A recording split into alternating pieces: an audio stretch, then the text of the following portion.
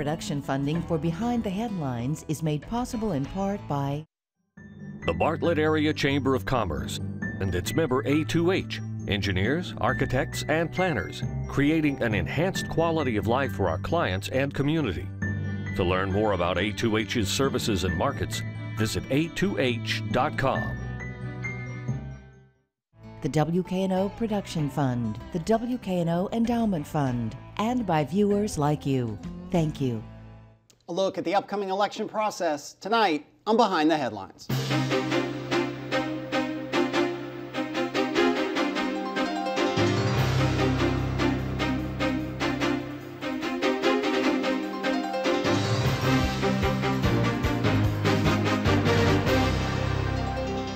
I'm Eric Barnes, publisher of the Memphis Daily News. Thanks for joining us. I'm joined tonight by Linda Phillips, who's the election administrator for Shelby County, newly hired. Thanks for being here. Well, thanks for having me.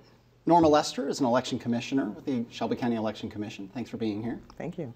Robert Myers is chairman of the Election Commission. Thanks for being here. Glad to do it. Along with Bill Dries, senior reporter with the Memphis Daily News. You are new in the job, a couple months, I believe, right? And that's correct. Let's talk just an overview of what your responsibilities are. And there's obviously a big election coming up, very much in the news. But you've been through a recent local election. But your responsibilities and goals in this position are what? Well, to ensure that every qualified voter has an opportunity to vote and that their votes are recorded fairly and accurately. And what does that take? I mean, you have a staff of how many? You have a lot of volunteers and so on. It takes a massive number of people. You know, we have a staff of 16 that work full-time doing nothing but elections. We bring in many, many, many temporary workers as we get ready for election. And then on election day, we have a small army of poll workers. Right. For the upcoming November election, we will have to hire and train about 1,600 people. Wow. And those are your friends and neighbors. And although they're paid, they are essentially volunteers. Yeah. Well, let's go through, Bill, you've covered elections in Memphis and Shelby County for quite a few years, and there have been some frustrations and some trouble with some of the elections in the past. And I don't want to put that on Linda to go through them because she is new here, but why don't you just walk through some of the frustrations people have had and some criticisms they've had of various aspects of elections in recent years. We've had some problems with the conduct of the elections. We've had some problems with the processes for the election. This is because we've had some transitions in leadership in the election administrator's position. The Secretary of State's office has looked into this and has found some problems, but concluded that none of those problems were intentional. Not fraudulent, not intentional right. deception, nothing like that. Right, okay. Right. But that there were some problems with the processes for conducting an election. We've also had some civil lawsuits over the election results, contesting them. We had some dissatisfaction. And we've had a lot of discussion about how to make things better as well. And one of the things, I mean, sometimes there's just the dissatisfaction of I waited too long, or there weren't enough machines, or I couldn't run the machine. From your point of view, Robert, you've been on with the Election Commission for 4 or 5 years now. Some of the problems in the past, have they been frustrating to you? Have they been blown out of proportion? I mean, your take on some of the frustrations. So they are equally frustrating to me as they are most members of the public, because we're trying to get it right. And so I share their frustrations, and we try very hard to, learn from mistakes and improve our performance the next time. I think Ms. Phillips will take us kind of to the next level because of her experience and expertise. At the same time, we often get complaints from people who essentially make a similar kind of complaint over and over again, many of which are just not valid because they don't understand the process. An example? For example, I didn't get the right ballot. Well, they got the right ballot. They weren't allowed to vote for who they expected to be able to, but right. Their expectation was just incorrect because they were uninformed. Yeah. Norma Lester, you've been on the commission 4 or 5 years, something like that. Your sense of some of the criticisms, some of the frustrations people have had, are they fair? Are they blown out of proportion? What sort of change do you want to see with Linda Phillips starting now? I think as the chairman just said, some of it is that they don't understand. We have so many splits here, and people don't understand the concept of splits. So you and I could live on the same street, and I go in, I'm going to get one ballot, but you're going to get another one, and you're just right next to me. And they don't understand how those boundaries are drawn that causes them to get different ballots. And that's, I think the public education is one of the things that we're going to try to focus on. And Linda's doing an excellent job reaching out to the community to try to help them understand. And we're going to do more of that. Yeah. Your take on some of these things. I mean, you came into the job, you're from Indiana. Mm-hmm. You were, talk a little bit about your background and what you bring to the job with that background. Okay, well, I have an extensive experience in elections. I started out in voter registration and made the transition from a paper system to computerized. Then I became the administrator of elections there, which is, it has a different title, and it changed because legislators change election law all the time. We'll get to that. But I worked in that, and then afterwards, after I finished, those were elected positions in Indiana. And then after my term was over, I worked for a nationwide election company, so I got a wholly another perspective. So in looking at and hearing, you knew about some of the problems and the frustrations. Again, I mean, there's a kind of intersection of those two different issues. Your goals to solve that are what? I mean, you looked at the Shelby County election process and said, these are the things that I think I can do better. In what way? Well, I think one of the things that we've really been lacking in is outreach and voter education, and that's one of the things I really want to try. There's a great deal of information on our website, but I find it very difficult to navigate, so that's one of the things I want to fix. I want the process to be as transparent as possible, and that's one of the things I'm working towards. Yeah. So, Bill. So one election under here with the August election. These were state and federal primary elections, not the presidential primaries. Those were in March. We also had some local races to decide on the ballot as well, which were nonpartisan, some of them judicial races. Pretty low turnout. How do you think it went from a process standpoint? This was really an election for me where I was watching the process. I had like 3 pages of notes at the end. The basics are there, but I think there's some tweaking that needs to be done that can really improve the process and the transparency and help people understand that, you know, their votes are secure and they are counted exactly the way they cast them. Mm-hmm. I tend to look at this in election cycles because obviously the state and federal primaries is kind of a different audience than the presidential election, and the presidential general election is the highest turnout for an election cycle that we have. So describe for me how different this is in terms of who's coming. I mean, I've talked to people who will call me and tell me, well, my polling place has changed since the last election, and I'll say, well, when do you think the last election was? And they'll say, the last presidential general election 4 years ago. Yeah, I get that, a lot of that. There will be probably half of the voters that vote in November only vote in presidential elections. And it's just a massive increase in numbers. So looking at the numbers, doing my projections of turnout, I would really strongly recommend that everybody vote early. Mm-hmm.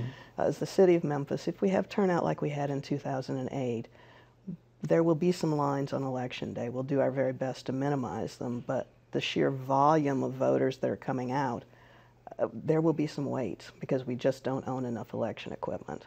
Right. We should also point out that we're taping the show on a Thursday, which is you all have a filing deadline today for the candidates in the set of 4 suburban elections in Germantown, Millington, Collierville. Who am I leaving Lakeland. out? Lakeland. There's a Lakeland referendum. Yeah, the Lakeland referendum. That's true. Okay. All right. Okay. Is there a problem with, and I've said this before on the show, that there are too many elections? That in a given cycle, I mean, we're talking this year that there was the primary, and I'm not saying any of the individual races or the elections themselves are not valid. I'm just saying that the number of times, I remember one year there were 4 different voting election days through the course of the years. They're regularly 2 and 3 and 4. I go into the booth and I'm pretty in tune to what's going on. Inevitably, there's something on my ballot that I wasn't prepared for. There's a judge, there's just something that I didn't know about. So are there, I'll just turn to you, start with you. Do you feel like there are too many separate election days in Memphis and Shelby County? Well, it turns out, I think, to be so because of the number of elections that we get into with either some kind of special election or referendum elections that are sometimes called. So we end up with voter fatigue. But I also think voters' focuses tend to be very narrow. They're going in to vote for or against one or two people or positions, and they don't fully realize what's on their ballot. So, for example, one of the complicating factors in planning and making a prediction about how long a voter is going to vote is whether or not there's a referendum on there. So the city of Memphis, for example, is going to have a referendum.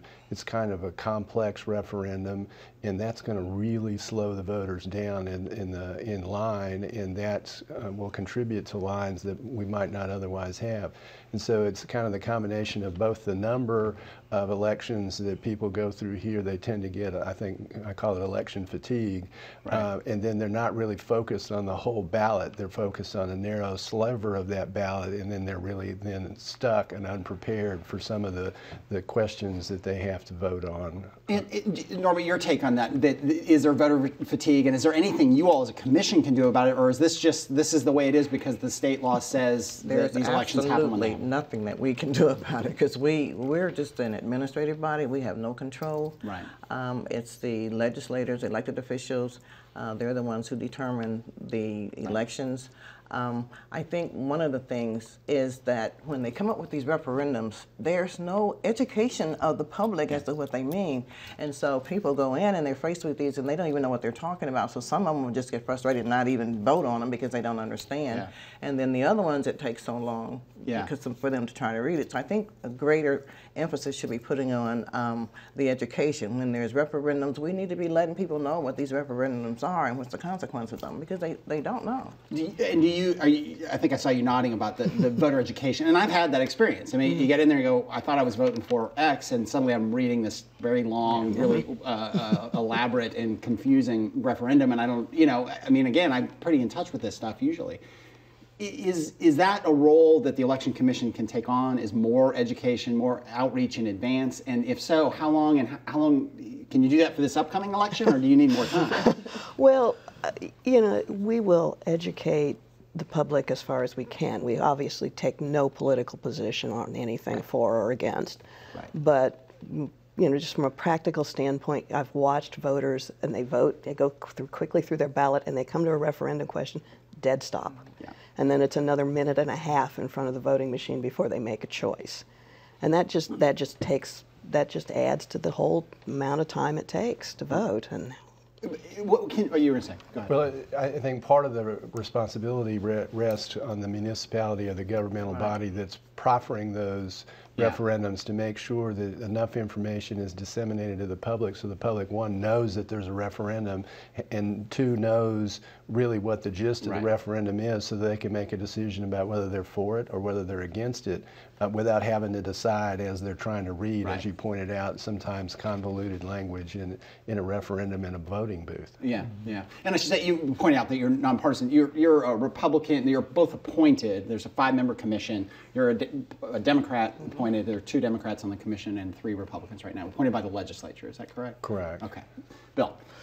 We should also point out the referendum question is let's do some education. Actually, instead of just talking around it, let's be helpful here. The referendum question that would go to city voters is whether future city employees should be required to live within the city of Memphis. This is actually up for a 3rd and final reading. The referendum ordinance coming up this Tuesday at the City Council. That Martavis Jones, City Councilman, has been pushing, among other people. Right. A lot of discussion on the City Council and probably some more debate about this on Tuesday. So if you stay tuned, then you probably learn more about this. Right. Robert, let's talk about election machines. You all hear a lot about Diebold and audit trails and paper trails on this. Where do you think we're at in terms of having that discussion? The touchscreen machines were extremely popular when we started using them for early voting, and we still had the old Shuptronic machines on election day. What are your thoughts on the technology that we use? Well, I mean, I do think the currently, from my perspective, the most important point of view is that people like the current machines. They're reasonably easy to use. They're straightforward in their presentation. But the fact of the matter is that we've had those machines for a long time, and kind of irrespective of these other issues, we're going to, by about 2020 or so, we're going to be in a position where our vendors will no longer support them, and we're going to have to do something different. My hope is that we can, in the interim, and I think there's some steps that's been made in that direction, find machines that create a more palatable voter-verified audit trail without having to go back to necessarily to paper ballots, because I think ultimately that's a step backwards in the long run, and I think voters would be extremely unhappy if that was the process here in Shelby County. I know they do it successfully in Hamilton County, but that's what those voters are used to. Our voters are used to something different. So a long answer to your question, I think we're going to have to face that issue one way or the other in what amounts to really the near future in a governmental cycle. Mm-hmm. Norma, what are your thoughts on the machinery that we use? Well, I'm hoping that we'll be able to come to a position where we can get more machines because they are old and it's very, technology and things changes, and I just think it's time for us to be able to get some different upgraded machines that is compatible with everything else that we need in the operational. Who funds the Shelby County Election Commission? Is that county? The county commission. It's not state funding. It's all. Is it a pass-through funding for the county? Okay. Yes, but what happens, like for the municipalities, we handle the elections, but they reimburse us for any referendums, elections, or whatever. Okay. So we do get reimbursed for theirs. Okay. But if you're going to buy machines, you need money from the county commission to vote to fund you. Actually, there was money funded from the federal government to states for the purchase of new machines. We are allocated, I think it's 2.2. I know it's $2 million. I don't know what the point is, that's fine. But I think it's $2.2 million that is set aside for Shelby County to help purchase machines. There's an estimated cost of approximately $5 million, so we would have to go to the county to supplement the $3 million or so, or whatever. Okay. $5 million to replace all the machines. Is that where we are? Yeah. Okay. Approximately. I mean, I don't know exactly. Yeah. But What's the machine cost? It depends on the type. In a range. 3,000 to 8,000, depending on what they do. Now, one of the things that's really important to consider is paper ballots, optical scan ballots, are generally not very compatible with early voting. Because early voting, you have to have every single ballot style at every single polling place. And ballot control can be a real nightmare. We had 900 ballot styles in the last election. Really? Yeah. When you say ballot styles, that goes back to what Norma was saying, that if you're in this district, you're going to get this range of options, and if you're in this area, okay. And for each precinct, you may have a precinct with 3 splits. Each one of those had a Republican, a Democratic, and a nonpartisan ballot, so that precinct had 9 ballot styles. Oh, I see. So if I go into early vote and I'm going downtown, but I need you have to have 900 boxes theoretically and you to have pull to, a possible you have paper to keep ballot from. good control of them, because actually, if you're going to commit election fraud, paper ballots are the way to go. Is that right? Absolutely. Because you just get a pile of them and X them out and okay. So back to it. So Linda, when you came here, when you got the job and had the job, you started talking generally about an audit trail. Obviously that depends on what type of machinery we used, but what do you think a reasonable audit trail looks like for voters? I think it depends a lot on the voter's comfort level. There was a great hue and cry over the Diebold machines as being insecure, but they're not if you take care of them properly and you handle them correctly. We have a very good chain of custody. Those machines are sealed, they are not tampered with. They're not hooked to the internet. I never miss an opportunity to say that. Oh, that's good to clarify, yeah. Yeah, they're not. Our servers are not hooked to the internet. You can't hack into our servers. You could break into our building, but we have you on camera, so maybe not a good idea. But, you know, our internal process of audit, you know, the gold standard is to have a zero tape in the morning signed by the poll workers, and then the results tape at the end of the day when they come out, again signed by the same poll workers. If you have that, you have confidence that those machines were not tampered with. Let's talk. This is, I believe, our first Donald Trump reference on the show, but he has made a lot of news lately talking about voter fraud, and I don't want to harp on Donald Trump particularly, but he talked about people voting 10 times, and you hear it from other areas that people go in and they you know, dead people are voting and they're voting multiple times. In your experience, I mean, then you've got other people say that the actual number of the actual amount of documented voter fraud in the country is minuscule. What is your take on that in terms of your experience in Indiana, and you know how much voter fraud really goes on? The only examples of voter fraud that I've ever seen are actually in paper ballots, absentee by mail. That's the area where we don't have a great deal of control. Otherwise, you're showing photo ID. Well, you come in to vote in person. I mean, in general, if you're going to commit a felony, it's not a good idea to show voter ID, photo ID. Yeah. So I don't see a great deal of fraud in the in-person voting, no. Do you worry about voter fraud? I mean, do you worry that, I'm sure you would worry about it if it happened. Do you worry that it's widespread in Shelby County? I don't worry that it's widespread in Shelby County because of some of our controls that are in place, and including the use of the photo ID. That actually has been, I think, a boon to the process, and it's been very helpful in other ways from an administration of the elections. It allows us to make sure that the person gets the ballot that's appropriate for where they live. The one thing that was, at least anecdotally, happening in Shelby County was people would go to what they would call their home place and vote because they identified more closely perhaps with the candidates in that particular area than maybe where they lived. And I think we've been able to eliminate that and make sure that people are voting where they're supposed to. The only other fraud, of course, was in the Ophelia Ford and Terry Rowland case, and sadly that was done actually by election officials, and that's actually more likely to occur than actual voter impersonation, although there are 2 or 3 fairly well-known cases in which people have proudly proclaimed that they voted multiple times for the president. So it's not so much I think the widespreadedness of it. I think it has to do with the administration of the election, the process making it smoother, right. And trying to make sure that people feel like there's not a lot of voter fraud. Well, and is that part of it too? I mean, to get you, Norma, that if there's a perception of fraud, then people start, the elected official doesn't have the kind of, you know, their doubts about their legitimacy, right. And that doesn't really help anyone. Right. And there, I think that as far as election fraud, that is one of my least worries, because I think that the key is the check and balance system that you put in place.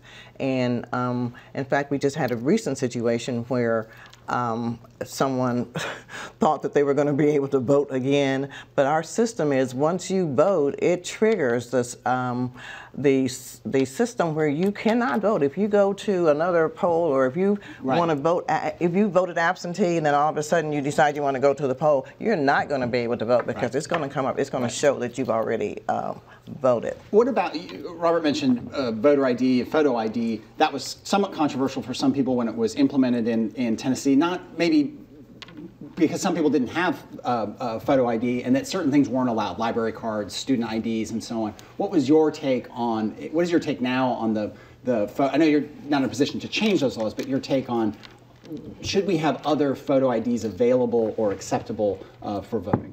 I think we should, because if someone wants to do something, a crook or a hacker, they're going to do it. They'll find a way to do it. And so I think limiting the type, because we've always, even before the voter ID law, we always requested some ID at the poll. We mm-hmm. just didn't let people come up and register, and vote without asking them for some kind of ID. So I do have an issue with that, particularly with the students. The faculty ID is accepted, but the students' ID, because students can fake an ID or whatever. But I think if we asked ourselves, honestly, how many people are that interested in voting that they're going to go through that kind of trouble to fake, you know? Right. I wish people did want to vote that bad that they'd fake an ID. Your take on voter, I mean, again, you're not in a position to change the laws, but your take on acceptable forms of ID, and would you like to see that pool of acceptable form broadened, or what? I don't know that I've lived here long enough to have an opinion on that. Yeah. I mean, to me, it's the same list. It's actually Tennessee's list of acceptable IDs is broader than Indiana's, where most of my experience is from. So, and we also have a fail-safe for people who, have a religious objection to being photographed. They can fill out an affidavit. We have an affidavit for indigent voters who can't obtain ID. They can vote without an ID. So I think we have safeguards in place to make sure that everyone can vote. Thoughts, just a minute left. One other thing, just from the administrative standpoint, is if we use particularly the driver's license, there's actually a code on the back of that we could use to scan people in, which would speed up the process and eliminate potential errors by the election official with regard to identifying who the person is. So there are other benefits to using particularly the driver's license photo IDs. Just a couple seconds left. Your take on student IDs, and I mean, should the pool be broadened from where it is right now? I feel fairly confident that all those students have a driver's license. Okay. All right. Thank you all for joining us. That's all the time we have. Thank you for joining us. Join us again next week.